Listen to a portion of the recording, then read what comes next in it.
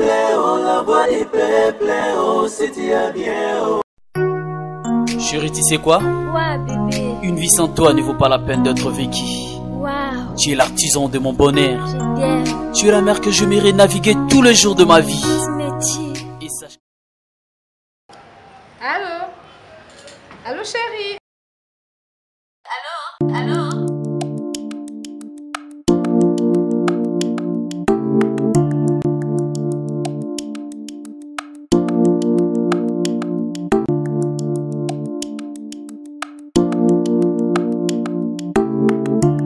Madame. Allô? S'il vous plaît. Allô? Tu es très belle, madame. Merci. Réponds ta femme au téléphone. Non, madame. Allô? Ce n'est pas ma femme. C'est ma sœur. Ah bon? C'est pas la peine d'être infidèle. Si tu veux que ta femme devienne comme moi, un seul secret. Dulcie Cosmétique. Dulcie quoi? Dulcie Cosmétique. Dulcie Cosmétique, leader de produits 100% naturels. Dulcie crème pour le visage, enrichi au collagène. Pour l'utiliser, il faut appliquer toute la gamme. C'est laver avec le gel de douche et le savon. Après le bain, appliquez la crème dans le corps et surtout dans les parties affectées. Dulcie crème pour le visage, enrichi au collagène. Anti-âge, améliore l'élasticité de la peau, lutte contre le ride et autres effets du vieillissement. Voici les résultats après 2 semaines.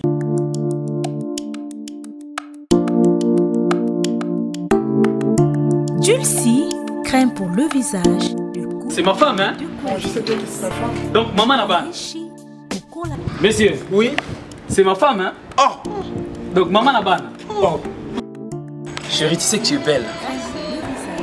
Merci, Dulcie Cosmétique. Enrichi au collagène. Pour avoir un bon teint comme moi, Karine Pala, un seul secret. C'est Dulcie Cosmétique. Dulcie Cosmétique en vente partout en RDC. Dulcie est une gamme.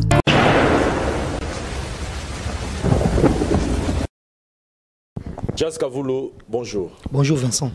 Très heureux de vous retrouver au Nakata Tribunal. Batbazo Tunanga Vincent Jazz Akeoapi. Bobé Banina Jazz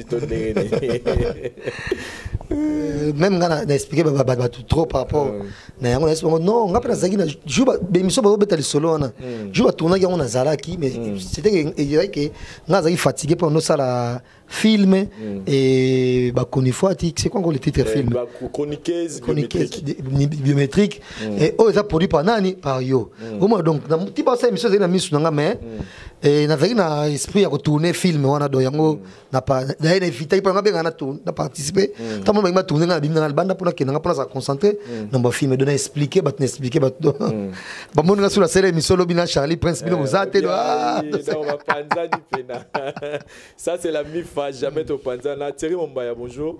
Bonjour Vincent Louis. Voilà, en tout cas, Breton mot très positif dans le tribunal, tout ça là qui. Si, très positif seulement parce que tu vas comprendre que jusqu'à preuve du contraire, nous avons bien sur émission, tout ça, on a dit là, oui, c'est un peu ça là. Et puis, tu as bien la vérité, c'est un peu là, mais analyse même si tu as posé, tu as dit que bango et salamaka, na ou salamisiko par rapport à Badir, donc c'est un peu ça.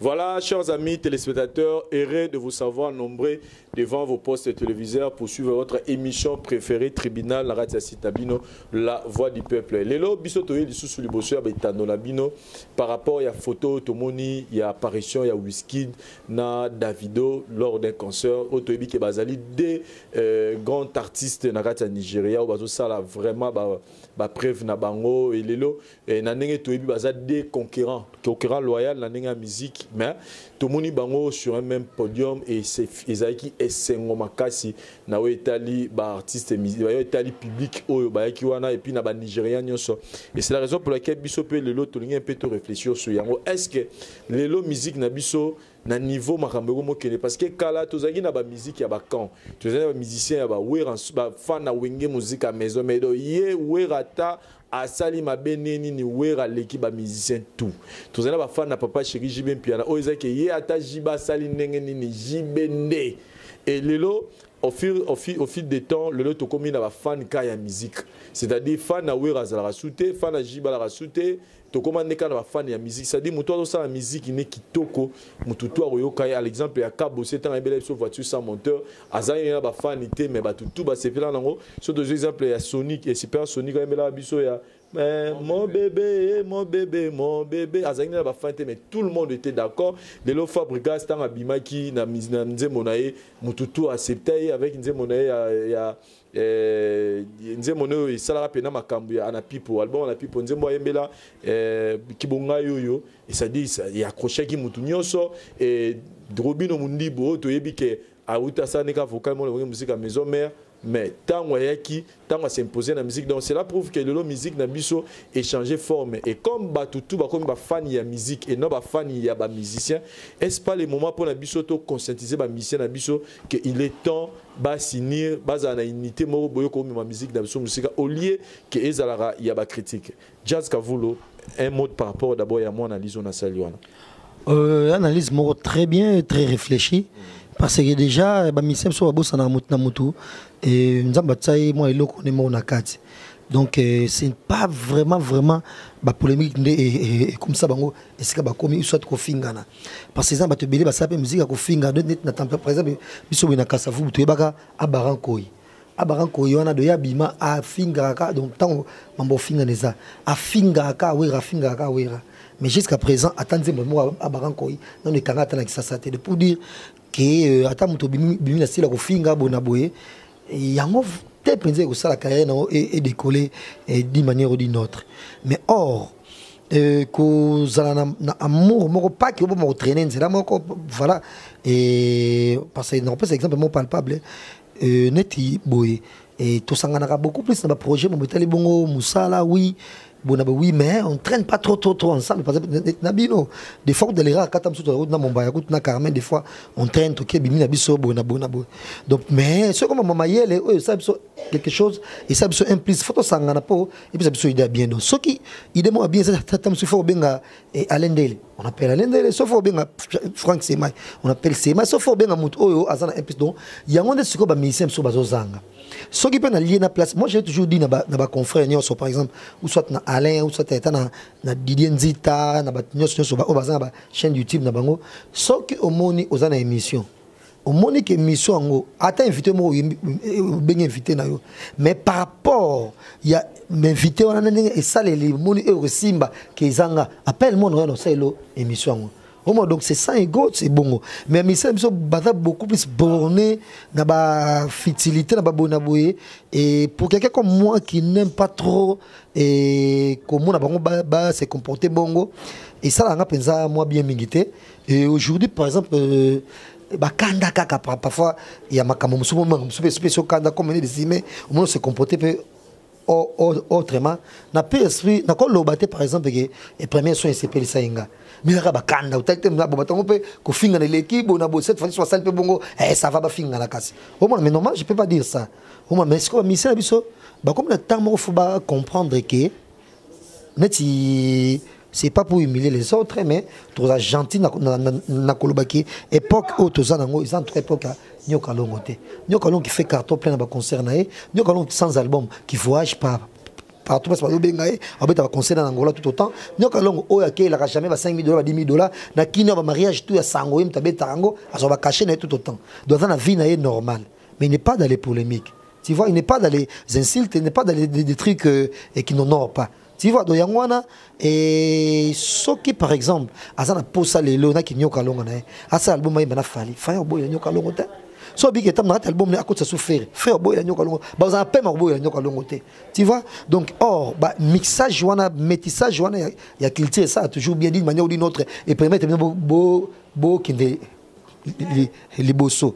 Mais ce que ba mixer na biso bango moko nanu apparemment et ils ont classe mo baya kala ba kotsa bango de faux bango do so dio za succès faut yo moko kakana makambo mo faut kendaka mais muninga pe mususu oyo pe tout autant passé azana succès na et yepe azo évoluer pe na ndenge na ye so bet botala pe bien bon no pe à peu près niveau moko financièrement parce que mamno ça n'est pas ça nango bon yo cause tata msuna 15 000 $ na compte na banque il y en a des 15 millions de dollars il y en a 2 millions de dollars quand il fait tout autant mam oyo yom 15 millions au sala au moins de yangwana et bon malama motali mbongo kita misem so sikoyo baye bake po ba komona bongo tika la so makasi o ya zana étoile nae o ya zana mo minimum ya respect le quoi manque un respect trop par le passé beaucoup on peut ça moins minimum il y a respect c'est très naturel beaucoup ça en appelle ouais qui n'est par exemple j'ai beaucoup regretté pourquoi et oui rançon à ça qui faut bon et pas nani il y a Kofi Olomide faut qu'il y ait un concert et peut ça peut imaginer bien pendant tout ce temps oh boutique comme ça na yolé là qui boyo kanaté Kofi concert Kofi ça ne fait pas de chaque jour il est pas Kofi on ne sait pas bon mais fallait qu'il y ait un concert il y a Kofi parce que kenemi yango moi polémique na bango oh c'est en tout cas tout au plus sans qu'on se fréquenter bango en tout cas kena bango to ya 7 ans c'est pas normal donc ça biso quand même car bien tout le monde a passé trop on est dans mboka ote batuka oyo ba ko antena oyo o ba ko antena oyo voilà Jazz Kavulo donc whisky de na Davido comme on a bango na podium moko na habité un concert nani ils a souka na boule donc un jour biso pe photo na passé tout ko ça ba doté attendez ngeni na Afrique bango ne baza au top voilà Thierry Mombaya nanga go réfléchir mukie na aspect ya Weranson na wengi de Weranson na jibé puis na séparation na bango ezaka le 27 décembre 1997 et hier et comme ça qui 20 ans 20 ans il y a carrière na bango mi balé 20 ans il y a polémique il y a musique pour na Thierry Mombaya qu'est-ce que vous avez retenu de positif na 20 ans à carrière Weranson na jibé puis na impact to influence nini et ça na musique na biso Congo sur le plan positif et sur le plan négatif même pour 3 ou 4 minutes. Sur le plan positif d'abord on félicitations d'abord parce qu'il faut tout reconnaître que grâce à la séparation on a tout le monde a mission pe belé ba botami parce que les lo ba talent ezalaki ba msupe ba meka ko beta porte ya wenge musique 4x4 simbarate mais na ko kabwana et ça li que particularité morobima attends jeune on est capable avec lui on peut faire ceci on peut faire cela donc côté positif dans ya maka c'est permettre à surtout découvrir ba talent et permettre à surtout découvrir comment est-ce que musique qui peut connaître avant parce qu'il faut reconnaître que wenge ils a parmi ba vent oyo et ya qui bouger ba vent et belé sur le terrain alors ko kabwana bango pour les uns c'était un regret pour les autres peut avoir une opportunité bah se faire remarquer. Mais quand on a un talent, c'est comme ils appellent un talent, quelque part. Mais la musique, parce qu'il faut reconnaître que la musique, les appelle identité. Quand on a la musique, tchatcho dans d'autres. Mais si on a été dans Wenge ici, mais si on a la musique Wenge dans d'autres, on s'est retrouvé dans la tchatcho. Ça là, tant Wenge Kabani, ne ba msuba quand on a joué d'été, ou bazaki déjà quelque part, bah que se joindre dans bango. Et puis na katwana et ça lève toute ça la découverte. Puis ya bababi ne me déjà moi un musicien. Bon donc, dès quand et ça qui n'a pas côté positif et belé puis et la moussa qui esprit scénique faut reconnaître que tant JB piano comme ko bêta et la moussa peut rançon que biso photo comme bêta et puis même là biso vent oh lelo à l'époque bon on n'a pas trop connu ça certes ezaki ka kolata ba na démo mais bana wengi tant ba kabwani et comme nous mona kuna bana poto kuna mona ba te ba chibuta mupandi donc esprit wana il la mouka sous makasi tant wengi kabon donc et même style et même révolution la musique et même esprit production à la détente à temps na ba poto na bani donc mais impact dans ce na musique internationale ou internationale c'est-à-dire et produisa et l'on y a malamu sur le plan international et apporta et l'on y a malamu sur le plan international la musique na biso et puis apporter l'on y a mabé na musique na sur le plan international. Déjà faut reconnaître que celui Shaggy a découvert Weranson, je ne pense pas qu'il a été avant Bakabwana. Déjà à niveau international et même quelque chose parce que sérieux on a Shaggy ça qui n'a succès na et ça là qui va Michel Elliott va découvrir ba Michel na biso ya wenge. Donc déjà sur le plan international et pour ça qui bango va travailler plus parce que vous en arrivez local la JB Piana vous en arrivez local Weranson et qui facilite ça parmi ba rare biloko et ça la musique mais bango ba penser que biso possibilité on c'est comme ça monique sur le plan international et même peu marambo belé mais côté peu négatif ba bomi peu musique na biso parce que ngalo bango presque chaque fois wenge tant ba ça polémique wenge ya Weranson na wenge ya JB Piana ba ne ko zo temps ya ko préparer ba faire côté na ba Alain Pela ko déjà ba uta wenge mais ba zo ka temps préparer ba monter ba ke ngai Weranson na JB Piana bo mona to za ba master to yebani ba secret to yebani ba cop to sala ya musique to yepe mon na musique ndeza la so ki pe ba si ba yebani ba cop wana so ki pe mbongo ba yebani ba cop wana so ma mtu ba yebani fallait qu'il va préparer yango. Les autres toujours subir la musique congolaise au point de voir que des jeunes garçons il y a même orchestre mais tant on va bimi ba yo kanate. Au moins deux jeunes garçons nakati il y a même orchestre mais bazara ba arriver à un niveau tu peux pas imaginer. La cause c'est Weranson et JB Piana. Ba on ba mémé la biso esprit wana. Esprit wenge zaki boma musicien wenge ngambo. Bon là na ba terme musical quoi. Mais boma bango. Donc ezaki pena que pour Weranson pour l'honneur de Wenge musique à maison mère, tout musicien à Wenge musique à maison mère est capable de faire n'importe quoi message JB Piana. Pour l'honneur il y a JB Piana, pour l'honneur il y a Wenge na bango ba musicien JB bazaki prêt à ça nyonso contre Wenge wana. Or ils oubliaient que tant que tu détruire bango faut tout ça au lieu de détruire bon tout ça n'est rivalité musicale. Mais tant que vous détruire bon pour tout y a une histoire Wenge ba ninga ba panza ba concert ba ninga mema ba o ba ke baby ça rap ba o kuna pendant cette étape tu vas pouvoir se produire bien oui bébé bision. Donc esprit wana siko le conséquences on est bon mon vérité ba ba problème wana ba fabrigas ba jeune génération ba souffrir na problème wana ba faire go la ba waza mo likolo na bon ba souffrir na même problème et le mois Wenge kota ba kan ya ba fali pour pas banir donc la cause de bloc on a c'est ranson et JB Piana parce que besoin temps il y a préparer ba tout il y a vivre période de polémique. Voilà, Jazz Kavulo na ngaki to réfléchir peu mukena yo par rapport à la réalisation à musicien. Comment tu trouves ça aujourd'hui que musicien Moko Boye, par exemple, Ferregola, qui fait ses exploits par rapport à la carrière naïe, par rapport à la musique naïe, mais au moins on a fait l'exploit Moko Boye, on les a applaudi na biso ba fan to ba baron na baron ba musicien et comment ceux qui fait à saluer l'homme Boisa eza kitoko à réaliser l'homme par exemple à ce trophée Moko Boye quelque part. Au moins ba musicien, ba néroné ba musicien au lieu peut-être les canaux na télévision to na page Facebook na bango pour féliciter musicien Ferrego peut-être pas juste trophée moro songolo pakala mais on a ka ba musicien on a bango ne ba les canaux télévision pour ba luka ba dénigrer ango pour ba luka ba la exécuter le roté pour ba luka geza le kuta ça dit campagne on a ba musicien ba mo sana entre bango na bango ça dit réalisation muninga au les à la source et à la esengo il y a musicien mususu mais aux à la contraire moyen moro pour musicien na luka kitisaye j'avais aimé l'attitude des faits des héritiers watanabe de l'émission to sala qui la dernière fois alobaki to tuna qui fali pour banenga qui Afrima Lobaki azongo pona biso ba congolais. Donc ils ont été pour contre la fierté à biso ba congolais.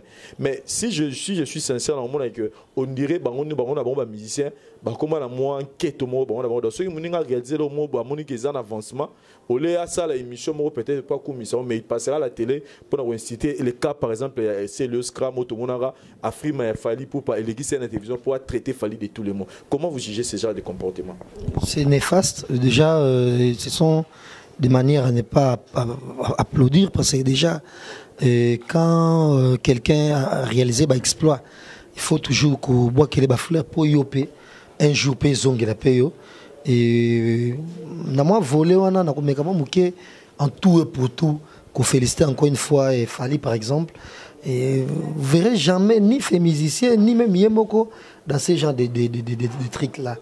Et à cause de la montée de pas spécial physiquement et n'a qui motonné boyer mais déjà silence moi ça me plaît donc vous verrez jamais par exemple tam suba sali boyer bon pas mo zongi ça bon ça tam suba moi crimo boya suki ne kawana mais pas que toute une émission moi vendre pour ko loba ko boya léon on peut faire autre forme sur NC4 et n'habiter il y a 3 jours autre forme sur ça remonte sur retour vite fait à part où il a fallu Skyrock wana et à bien sondage Joana mais fait pas lui et là au vite fait Toyoka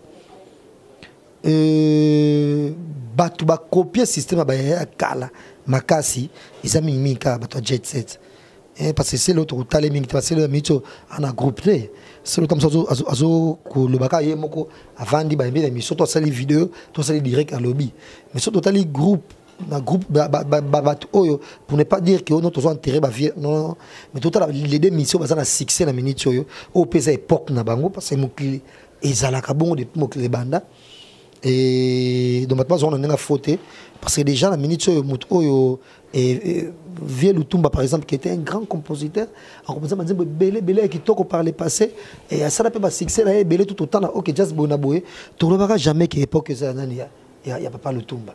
Il y a des légendes avant ça m'a belé bien. Donc voilà, donc pour ne pas dire que tous les émetteurs on est que le bango que époque tout ça. Les époques qui a fait na Fali. Bazami ni borné.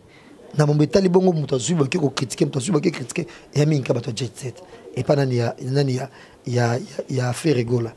Oh, c'est pas bien. À l'occurrence, Marc House. Marc House, mais il y a pas de micro pour net moi et à Kitana. Et à Kiti Ponze mon simbité. Soyez un peu simbaga les gars. Ah oui, n'a pas que pendant la belle nuit. Non, c'est comme ça bien. Eh, t'es là-bas, bibo kitika biso bibo ça va. Tout un qui m'a ça tout comme tout ce qui mais ne pense pas no bête la commune WhatsApp. Oh, c'est la clip. Oh, comme ce clip mettre ça tempo. Donc voilà, je pense qu'il faut être beaucoup plus concentré. C'était bien époque on rigolait quand il disait voilà comme nous ça mais époque histoire sur la temps en athée. Aux hommes, toi sur la temps en athée, donc faut être beaucoup plus concentré. Tom de salir le moi salir et salir bien azur trophée. Ata trophée ma PC na Zimbabwe. Quand on nous connaît, sur mon trophée ils a des niveaux très bas. Quand on nous connaît, parce que le trophée tout au monde dans le monde. Ils ont la première édition nango, ils ont la deuxième édition nango, ils ont la troisième édition nango. Édition mon côté même à ta remise à Oscar, aux soirée la plus prestigieuse au monde. En février, on fêter 90 ans na bango. Il y a payé ça trophée. Sur le temps la première édition, dans l'histoire na la première édition, nous payons lors d'un dîner kaka. Alors on a nominé dans salon dans un restaurant mon cabo. 10e édition limite c'est dengwana 20e ezaki bongote. Donc ata muto aussi trophée na festival moko na événement moko partout dans l'Afrique et c'est dans sous première édition. Mais sont nominés bino. So ba normes ça respecté. Bon kendaka, on te dans histoire que aux autres trophée na première édition. Les faits la diluya. Na deuxième fois beta solo.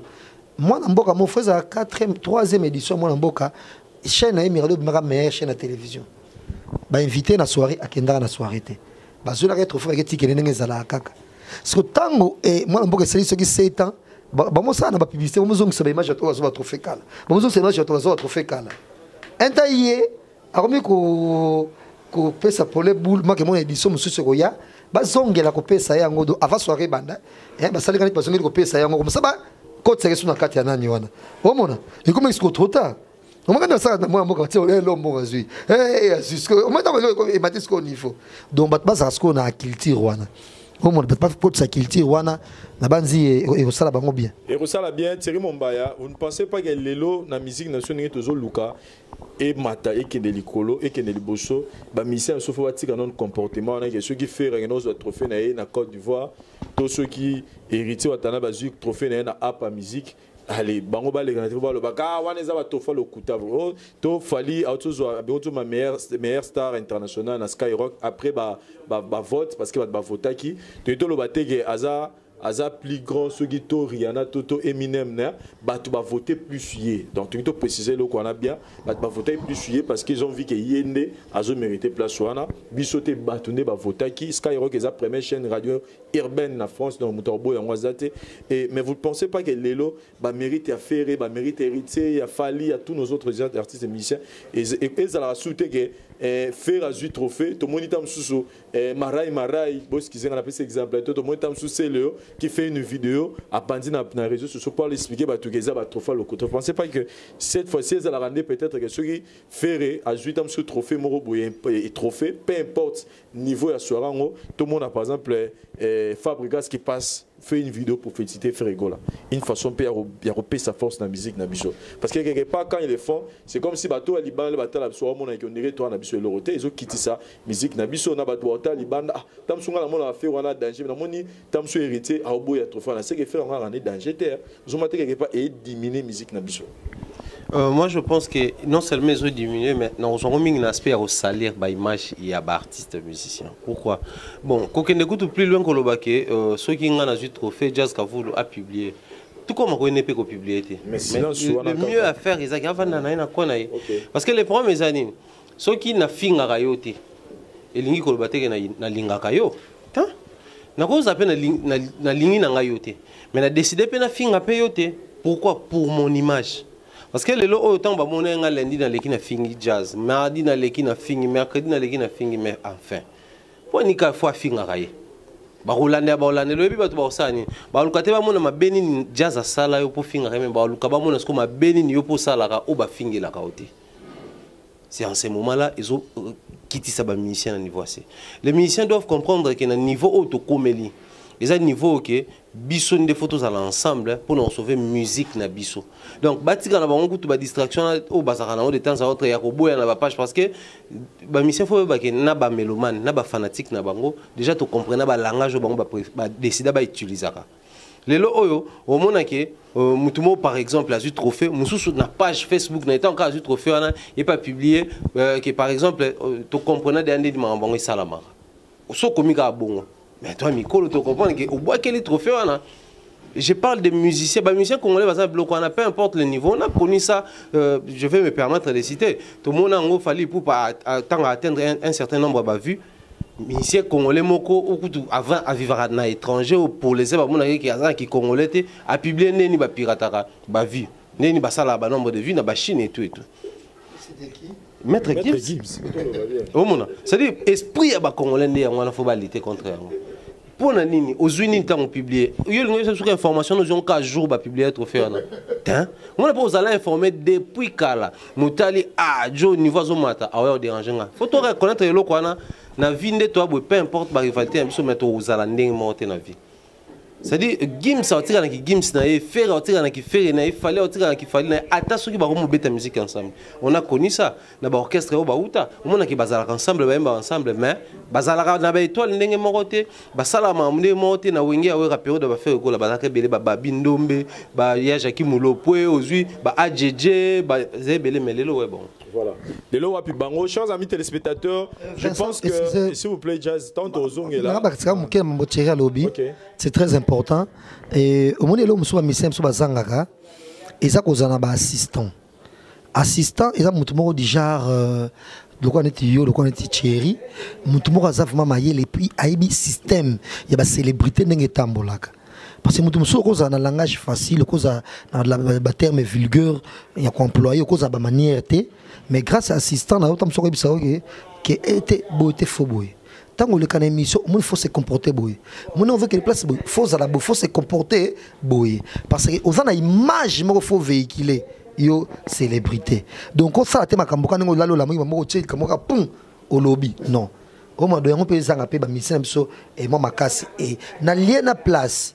Il y a les Cameroun bedon et puis déjà c'est pas du tout normal des fois nous quand on fait des excès et ça comme se dit qu'on a colère mo na révolte mo boyer par rapport à monsieur mutu oyo avec moi il y a mutu koleka yo mais d'abord musicien mutu pensa wa matelane pensa pe mutu makasi pe azana été donc tant que mutu ça il kambonae yo ko réagir tellement ndenge mo boyer ah bah maman yo bozu au lobby au moins de faut beaucoup kokanisa ou soit dès que lobby au kangi munokona ou soit au lobby alors na ba musicien na biso c'est très bien au cause à mailler na yo oui mais faut ça accompagner na mutu mo ça aibi système ya communication ndenge lekelaka parce que mon bébé là balobaka faut ça John Galliano et à ça là il mo boy na ba interview ba zo tunae à lobby ata Hitler na ndimite ke anola muka chaque jour bi ke leo na osala mabe donc yanga bimse Hitler ça ne peut mutu malamu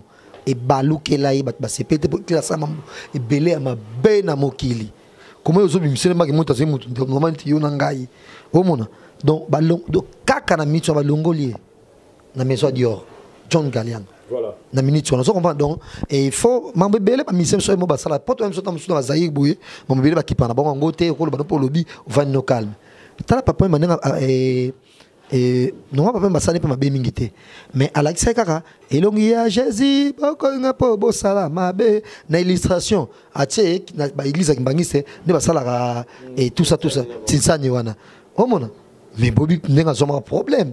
Tu vois, donc pour dire que mon bébé est solo, il faut qu'il y ait na place na bon. Même jour mo soirée mo organiser et vite fait donc ils ont soirée pendant que c'est moqué na terrorisme. Donc ils ont joué Osama Ben Laden na kufaki ba ben hommage à Osama Ben Laden mais c'était pendant que c'est moqué na ba terroriste de fois là tané bref monde arabe l'attaque c'est déguisé na bongo bona postant na Facebook na komi soirée bona na micho ba te bile ba na inbox o ko sala bo et to va journaliste longola et que le gros problème longola au moins faut ce que temps expliquer même nous expliquer biso na kuzu mais mouton on tala ngo boy à mon état que mon bino pour promouvoir en gros. Donc faut faire très attention. Très attention. Les musiciens à Bisso Baye peut s'entourer d'un assistant, ils sont très important. Napoto, c'est normal. Star tout dans un assistant et puis pour le que gérer puis moi ramnaye. Mais chers amis téléspectateurs, je pense que Fally Poupa, tant qu'on a mis ça qui album là Tokos, il a subi toutes sortes de critiques de la part d'artistes et musiciens congolais. Là, je souligne bien des artistes congolais qui critiquent tout, que l'album a gagné en français, a une diction en français, a sambouillé, en anglais, musique n'a vu sur rumba, patati patata, beaucoup de gens parlaient. Moi, personnellement, j'ai eu même à faire une émission avec Trésor Congolo. On s'est même échangé des mots en pleine émission parce que je voulais lui montrer que c'est pas le moment ou bien c'est pas la raison où vous allez critiquer l'album a fallu parce que tout le monde a que ils ont un retour positif dans tous les aspects où il y a des critères tout va impact l'album fallu pour pas remplir et puis c'est même titre n'est pas single de oiseau quitté fallu pour pas qui dit dans cette émission que beaucoup de date je mets ma main à couper tout ça l'album Jaro ngana sali à Tokos. Et quand il parlait de ça, tout le monde était en train de le critiquer. Mais jusqu'à vous, aujourd'hui, on retrouve Ferrego là, Jésus de Nias, les padres. On a lingaouye melene mina le barapena ndi mais la voix on a sous côté musique ou on a il sera du wow. Le autre monde Ferrego là qui chante en français, qui chante en plus en anglais. Tu le bité que Falim tabano ma français du bosso. Mais Ferre qui disait que Yaza Prince, le padre et l'opérateur de la rumba, hier au même a retegane rumba sur le plan international, hier au même rumba na biso Liban, les gars même musique à Liban, ya on a Congo, hier on imposé une musique à Congo, Liban na Batouana Liban. Mais on le retrouve faire le même un peu le même style avec Fally chanter en français, en anglais tout ça. Réaction na Oka Jazz. Nenge fallait le baki ndindo to nenge ni. Bon baloba kaka. Baloba kaka déjà na kobosana. Na pesi pas bon séjour n'a pas président donné depuis les États-Unis. Président donné c'est Ramani. Julie Kitima mis sur azo pema na niveau mon habité. Tout la memel baroni. On a eu cadeau. A memel cadeau. A memel bango ba Vitalo. Oh. Do 45 kilos ya ba Fanta na biso awa ba Vitalo ba Tirbo pour les soldats américains pour Martin Bokanga ba Primis pour ba Payanio so ba yota do ba 45 kilos masanga na biso awa ya onde ka memi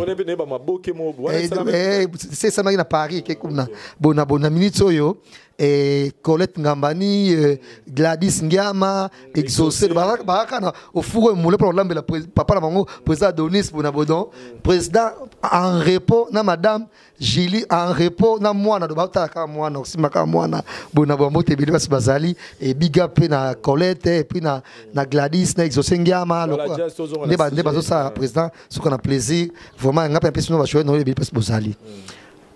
Et Vincent, na vie, balobaka jamais fontaine normela mai na ote omona balobaka jamais donc et babaka jamais nga jamais alikambo boye nga jamais na koboma mutu boso mutu omtaki pa boma yo je le vi na nego la virage yo bomi avant ya boma ozomona donc balobaka jamais na vite mais na pi esprit c'est un plaisir to tenir pe mingi rigueur ils ont un petit trick aux dans le monde de la musique et là qui ça épée qui un jour batiaka tembe na technologie te o mona technologie tsaka ngo tembe te rumba o ya nga même en international o ba kale Jeff ba lembana ko en international o non passe le plan mondial ba lembana o ba table ba koka kate o mona la seule mutu o vraiment ozaka bien que dans pour yembaka liboso et bien que dans à kotaka na ko yemba na anglais te c'est Betty Masikini ozomona mais c'est que quand on dit moi bon boyango donc maintenant vraiment donc oh biso depuis 80 ko ba début mutozo mona makasi ke ba style on est simba ye ce que meki yango isa de Ferrego là bonne chance na ye on est très sûr que ça la makambo bien bonaboye et aye bapé carrière o ya tlinga embrasser et c'est la peu mambo belé et puis il faut qu'il fait face grand messieurs, hein, pas trop de trucs Et y a quoi? Premier soin, bon aboué. Et voilà, donc c'était bien. Premier soin, mais c'est quoi ça dans le l'autre côté? Ah, des fois, non, je suis un être humain. Je suis un être humain. Des fois, c'est très naturel du monde que je me permets aussi de débordement. Et puis, d'autant plus que on a mis au pays, on a minimum de confiance. Peut-être qu'on a appelé l'assistant, pas gérant, on a dit que donc la shit libre. Tu vois? Donc, il y a un ministère mingi, force assistant pour chaque membre au loba et où ta formation parce que même moi, ce qui malgré rage, malgré quand on a une période où on a comportement de ministère généralement. Mais si moi j'avais un assistant ou une assistante et qui est là pour me dire non, quoi, tu veux dire quoi? L'émission non, au col bon côté. Mais n'a pas comme mananga, mais tam son suka quand d'après sur le bon suka ngaka motema. Tu vois, donc c'est un peu ça et bonne chance. Voilà, Thierry Mombaya, vous ne pensez pas que Lélo, parce que moi je dis souvent ça, que je crois la voix à Ferregola. Ferregola, c'est un bon chanteur. Nzambe, moi je l'appelle même pas un bon, mais je l'appelle, il fait partie des grands chanteurs. Il y a Mour en Abisso. Il a une voix, Lélo, je l'ai toujours dit, Sogi, Batouné, Baota l'émission, comme c'est le message, Ferregola, Soki, à comprendre le système de musique, comme Lélo, Nenga Badeko emprunté, Chemin, à côté histoire mounene na monde na musique avec la voix que fait Ferregola zanango ce qui le fait Ferregola à comprendre système de jeu à musique neza libanda avec la voix zanango à côté histoire na monde ya musique les gens vont parler de lui même après sa mort parce que la voix que fait Ferregola a aujourd'hui moi je vous dis que à quoi pesa donc les autres peut-être la formation mais Ferregola le leur pesa coup il y a chant parce qu'il a une voix super. Et les autres, ceux qui font rigolo à comprendre que business à musique, et aussi n'a ouvert dans le monde, il y a critiqué, ne n'a pas imaginer en français, en anglais, mais n'a pas l'ocana emboîter les pas et que ça là est bien. Ayo kane sonité, fait rigolo là-bas, muta acholayote, muta sekayote. Moi la mobali, zala mobali, musique wana lobio sala wana nga fait Vincent Chiluizi na encourager yo. Na voix na ozala wana fait rigolo sur bandi ko yemba ndozo yemba wana orokene musika au mona ke makamune yango wana fait rigolo to na poussa voix na yo na musique ya Congo pour eteka musique na so libana do ko ka sonité o ba kolobanga la landi falité beta musique na yo yemba perfectionner sous anglais wana perfectionner ce français au monde avec une grande maison on a des disques parce que tu as une belle voix. Thierry Mombaya. Moi je vais d'abord commencer par dire félicitations sur les musiques il y a qui tout au Canada félicitations mais problème Yamaka c'est posé dans le niveau vous savez aujourd'hui ce monde a décidé à Bota à Vandi a décidé à Bota ils ont raté le cas moi sur Bota mais faut il va peine ni Bota quand ni moi na ngwa kozalela aye bana moi ba réalité et loko a eu décision à ça là ezalaka. Le plus grand problème que je vois dans la voie où il a décidé à jouer, c'est après que ça l'a nzembo. Parce qu'il faut tout reconnaître que Ferregola, à un certain niveau, je précise bien, à un certain niveau, il est très mal entouré. Or, cet entourage-là compte aussi pour la réussite de Nzembo. Moi, je me souviens une fois, Trésor Congolais, qui est le DMC, DMC, Tissiko, ça l'émission de Jazz Kavoulou. Quelqu'un qui se permet de dire que Ferregola n'est pas trop dans les histoires, il y a Internet, c'est tout, n'est pas mission sous Bazalaka. Or, moi, je vais demander à Ferregola, la musique où il décide de ça, c'est la jeune génération. Il faut la présence dans le secteur. Or, qui déplace les jeunes Bazali, tout illustré dans l'image, les jeunes il y a de 15, matati 20 Bazali. Au moment où on a 5 personnes, mais on sont là, on a des réseaux sociaux. Bazawana, mais on a des réseaux sociaux, on a un groupe Bazawana. C'est-à-dire, ils ont un monde qui va évoluer dans le. Or, DMC a fait Ferregola qui nous a dit une fois que Ferregola n'est pas trop dans ces histoires-là. Il faut pousser à permettre à bateau pour consommer la musique. Aujourd'hui, quand Ferregola a dit qu'il faut les Caraïbes variété pour l'album Qu'est-ce que j'avais début, mais il a dit que na barumba na RTNC et ko Simba.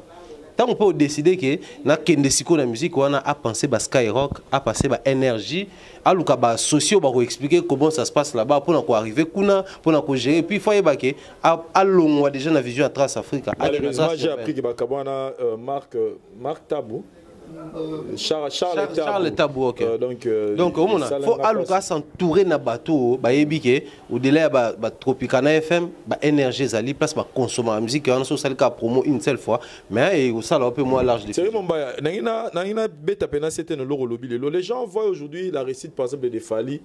Les gens pensent peut-être des Arabes Fali, non. Il est bien entouré. Oui, Fali est entouré des gens où il va apporter Maïele, va apporter quelque chose. Donc c'est aussi faire rigoler le face à la c'est ce qu'il doit faire. Entouré na bateau bazan na makambo, ba yebi makambo wana. C'est très important faire rigoler ma musiko de bazan souvent monter oya oh ndindo te. Donc voilà niveau ce qu'on fait comme vous avez compris c'est là, ce que Lucas vous entouré na bateau ba yebi ndenge Niger ya musique on est tamboa parce que ce qu'on sera la mode congolais il y a Neronabiso Vasco nani ero chama parce que risque na ngoza nini moi na minito ne ba ola émission à la manière ya ba congolais et comme le quoi balobi que bisoto bato ba comme le ba bisoto landi anglais bisoto landi français photo boulé d'ande temps to vendre émission to la ça ba on to ka mission ba yemba anglais avant ba mission congolais ba yemba français oh na minute o bona besoin bossa ande promo ya eloko wana parce que ba jeune wana o bazala na moi ba France ba Belgique ba Suisse o ba yo ka français wana ba anglais wana tant bino bo bandulu ba mo kamo ba ndula ndonte mais tant ba yo ka ke akoya na énergie on avait vécu ça na histoire a fallu tant azo énergie ba jeune ba outi na pays ezali na ba ye wana ba assister une émission wana au moins azaki entouré ba DJ Arafat ba tumsusu o ba yembi pété dans l'album donc c'est pour dire que il faut s'ouvrir dans le monde wana musique wana côté ça business ou rien c'est-à-dire il y a rien de sensuel na quatre tout le monde la musique so moi simple ba quand même ba binete kuneza la nango muta s'emporter kaka à consommer yo. Ce qu'il faut aller emporter les jeunes. Parce que les jeunes, tu reconnaître que les jeunes basés dans la musique chaude. Alors, ils ont aussi un parce que moi, je suis moi présent dans ma bango et à mon bois, ça m'a bango basala. Donc, faire égo la jazz quand la lobby, il faut se comporter en grand monsieur. On a faire égo là à se rajeunir. Voilà. À se rajeunir, jazz quand vous l'autre, tu as souka émission, na biso melani ngato, ouvrir moi parenthèse mona yo concernant aussi l'artiste Fali pour parler. On a va nanda on a la clip moro ya moi la taboula nani o ya Youssoufa na Hiro na Black na Naza tout ça Daju Nathalie clip peut Daju à la guitare on est Daju dans clip wana tu on équipé des clips moussous Nathalie ngo et selon l'histoire on m'apprend que ba Black na ba Naza Youssoufa Moto a propulsé bango a boosté bango et on s'est dit aujourd'hui jazz que vous ne pensez pas que Fali pour paper lelo et vous allez bien avec toutes les réalisations de ça là tout le monde a épée a boosté pena ba musicien de tout le monde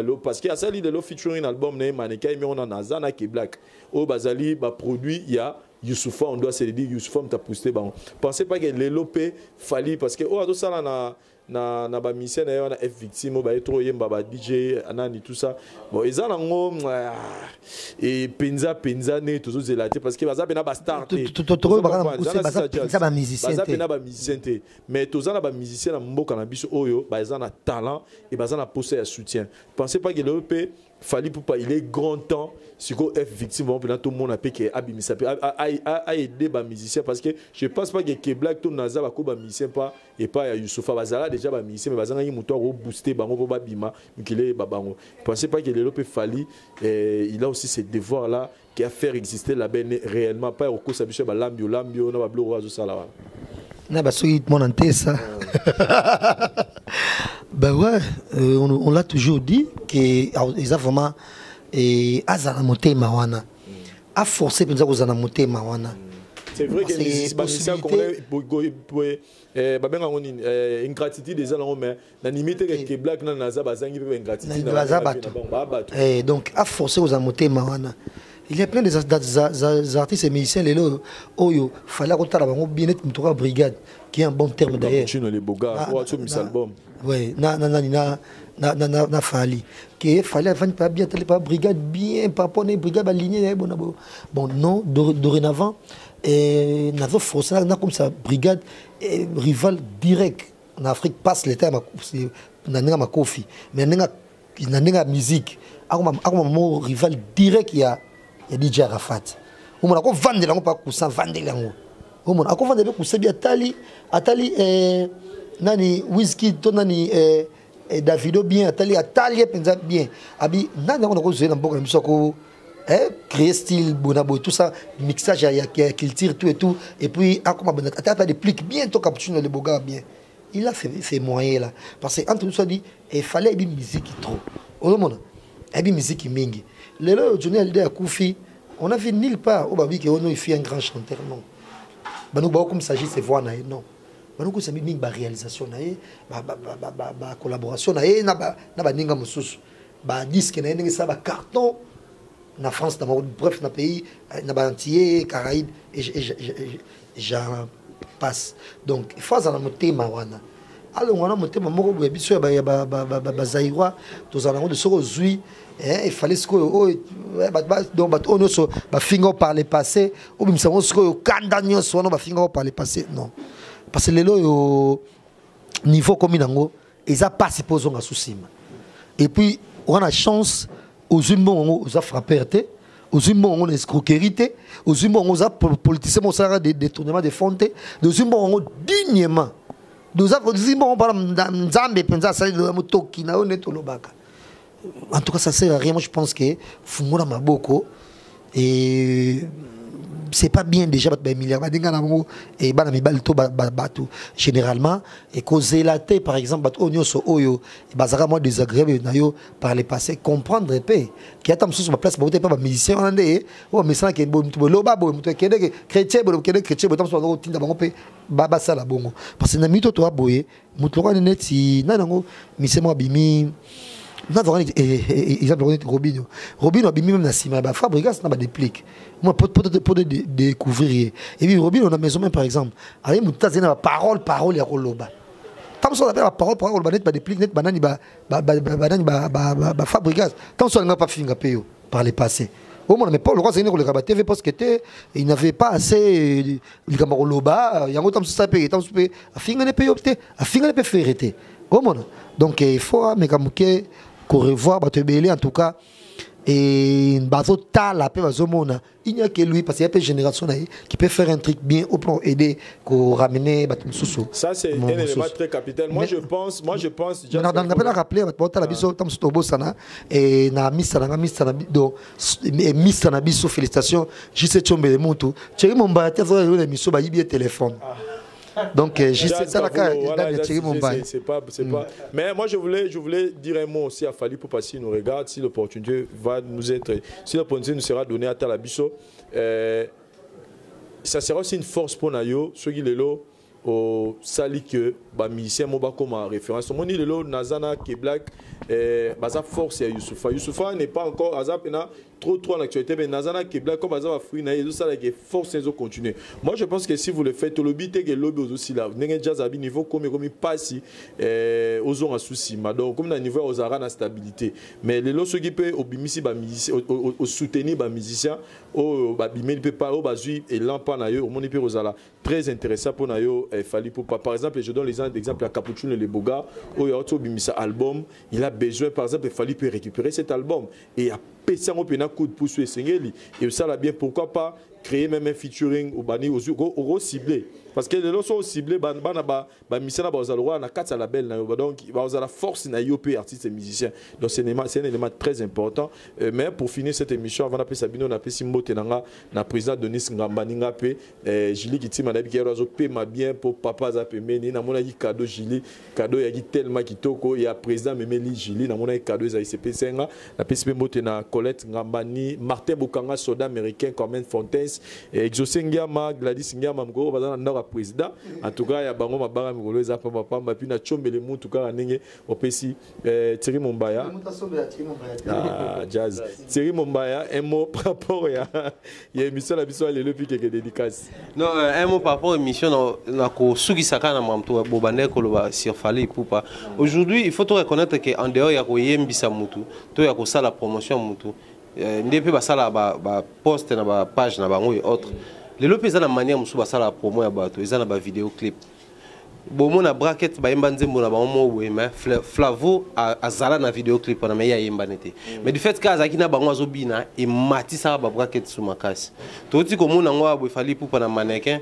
to moni ba yembina na Zana Keblak mais na kati to moni Sidiki Diabaté to moni ba DJ Arafat c'est une manière de contribuer na promotion na bango tomona yango ezosalama esalamaki ezosalama ye pa kosala yango olia meme biso kaka basidiki diabate na barafa to babata libanda akoka pozwa leboga bon mikolo oza si baza na clip wana me bayembi te omona okozwa bango mpo kotika na clip wana déjà force na yo poza fort et au transmettre et pelomo donc arrive à bande monnaie c'était ba clip nous sont en ça et ça a plaisir surtout moni net ici à moi net ça va aller net juste une danse ko ba on déplique tan net nini nzemono ayemba rafine wa kuna wa nini et sengo net c'est sengo donc il y a tant de chansons au début que au clipango c'est peut demander participation à ba musicien là et puis ça a déjà ma cambo ça net nga ko sidiki diabate na découvert quand na clip ya Bouba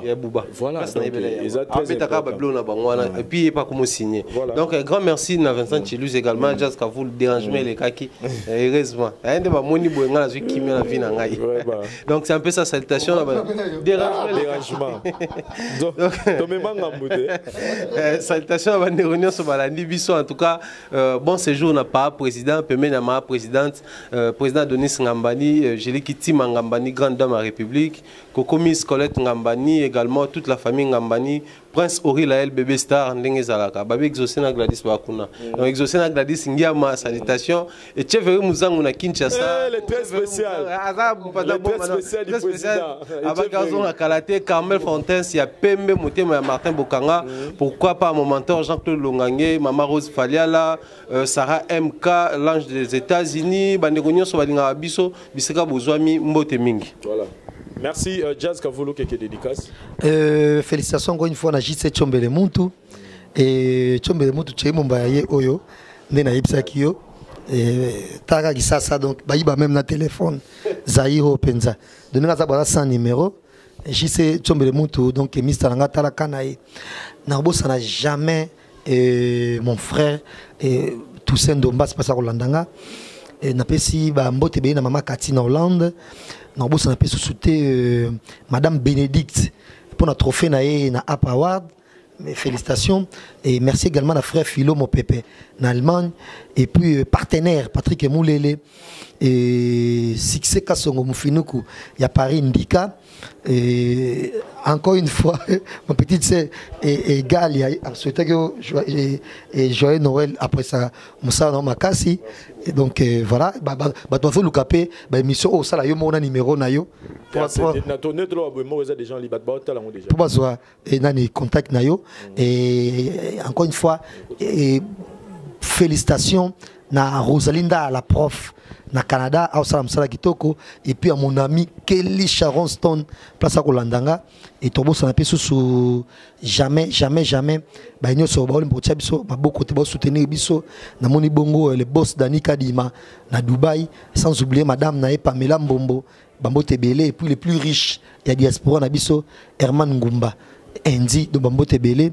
et na kolemba ko lancer message au thème nyonso o bazolandangai ngande na bo Vincent ba tindela na bangunga ba code te ba totinga ba parfum na ba parfum et comme ba parfum na ba parfum na comme ba parfum ebele na za la possibilité de bonne année oyo mutu moka tinga $100 mutu moka tinga $50 na ba famille ba passi donc bon non na ibité na suka wapi na ba cameraman na ngai na équipe na ngono teto tonaka forza mo soso malos do bat bosunga ngai no so linga msa na ngai na komika mto ba malasi so muibi soko tinga ndaku akobumanga po amona ka malasi ba ne valeur na ngote au monde donc voilà donc merci Nabino sur l'émission Lelo merci Éveil Boanga de film Avata merci la partenaire et Thierry Mombaya là on retrouve Jazz Kavulu la Vincent Chilus donc ça c'est tribunal comprenez et puis merci à Jazz Kavulu là on te reconnaître que c'est Jazz voilà non merci d'avoir de retour Botali émission on était très heureux Kelly Charleston balobi place au Lokaka Motebele Kelly Charleston en direct du Canada et merci à Guy Laurent le prince de Nairobi je pense à Ange Mondi mauvais Loki au bas commandant pour de retour à Kenya Bambote na bino belé puis à Mr Namso Kenya Mr Kenya oh Mr Kenya Dubaï ah Herman Ngumba Herman Ngumba mbote belé place aux azonga ko na bo Herman Ngumba mbote belé na Dubaï na game to zaza na ikula mon frère ami Miss pe na Dubaï mbote belé nzema kito basale calcul merci na bande retour et pas karma pas Botal émission on se retrouve dans nos prochains numéros merci bye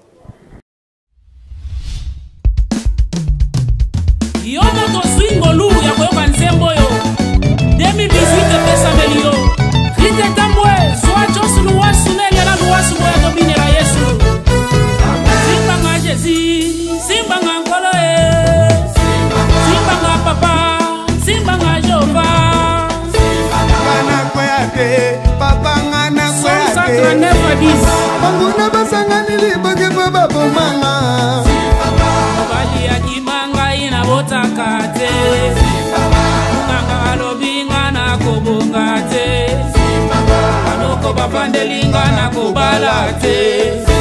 Simbanga papa, simbanga jova, simbanga kolo simbanga yaya.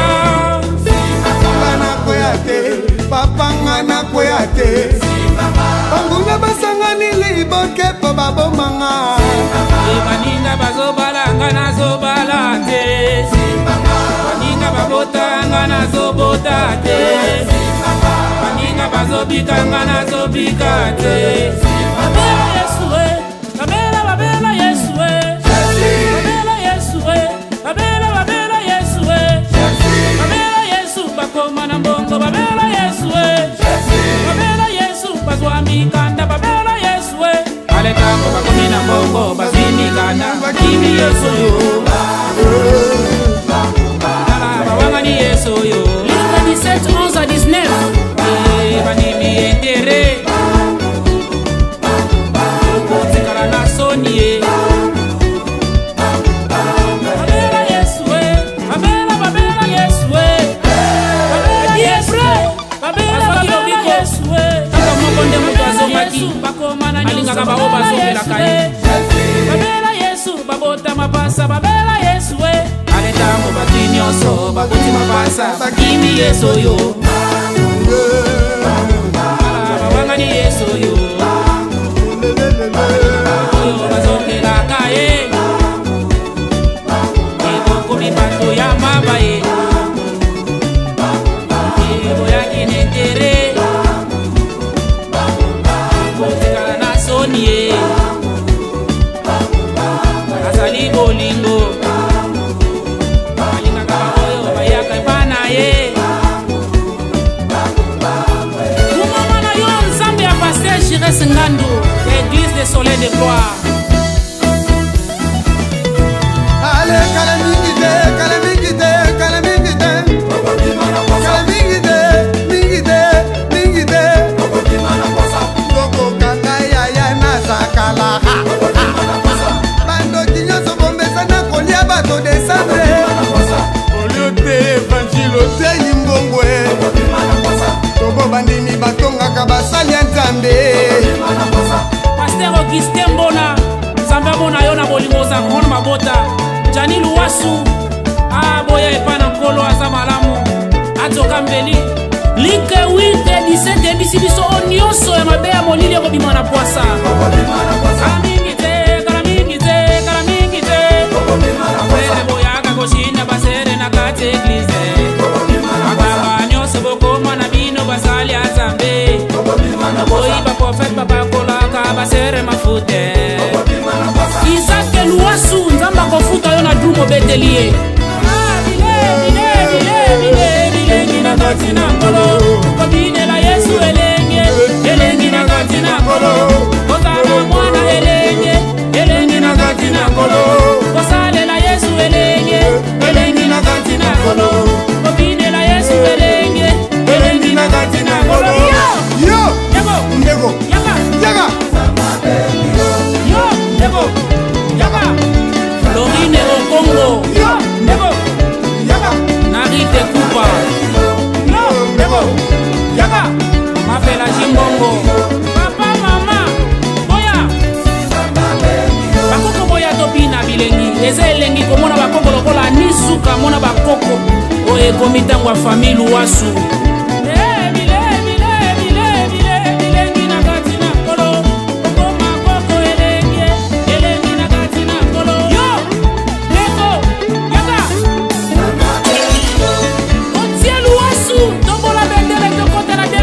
Avec gloire.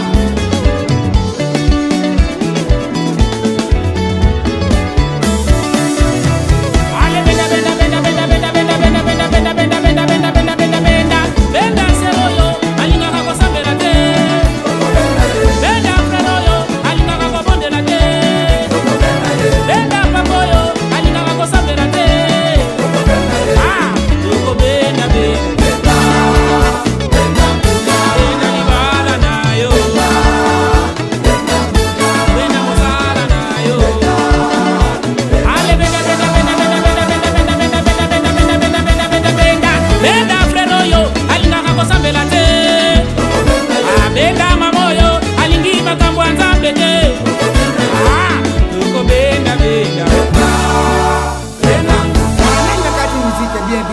kitoko boyeko eza kitoko tobandela papa ngai na banda koyemba obanda koyemba eza mabe te koyembela nzambe mwana na te papa miziki ote miziki wana miziki nini lisusu kasi miziki obaliaka bato te o bazalaka ebele wana baliaka bato miziki abutu ya mbutu o baliaka bango na bango te vienga dios mwana nzambe alobaka bongo te tobenda bango kati na kolo po soki moko abongwani na lole eza feti tobenda bango na kati na nkolo eza bien petit loko bimisi bango na mkwasa ale soko na benda bango di benda